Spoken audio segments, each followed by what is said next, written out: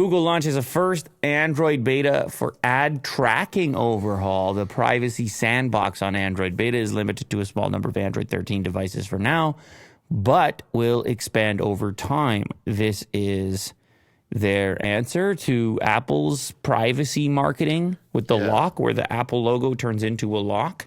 Yeah, maybe a little bit more customization than Apple. Do you want to participate in Android's ads privacy beta? You click a little button, and then you get to see what it thinks your interests are. If you block an ad, it won't be added to the list again.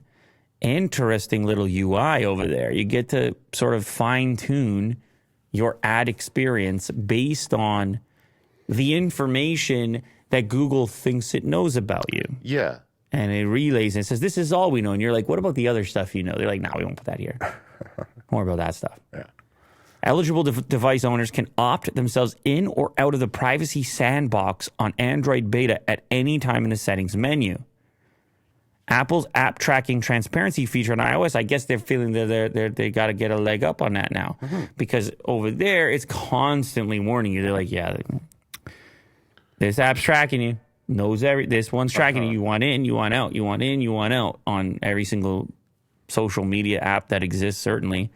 The Privacy Sandbox beta provides new APIs that are designed with privacy at the core and don't use identifiers that can track your activity across apps and websites. This is from Google's Vice President of Privacy Sandbox. Apps that choose to participate in the beta can use these APIs to show you relevant ads and measure their effectiveness. So it's a two-way street, I guess. I guess you've got the user, you've also got the creator of the application opting in and then having greater tools to interact with you the way you want to be interacted with. Is that right? Is there a handshake going on here?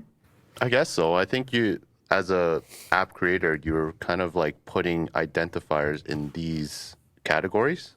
Yeah.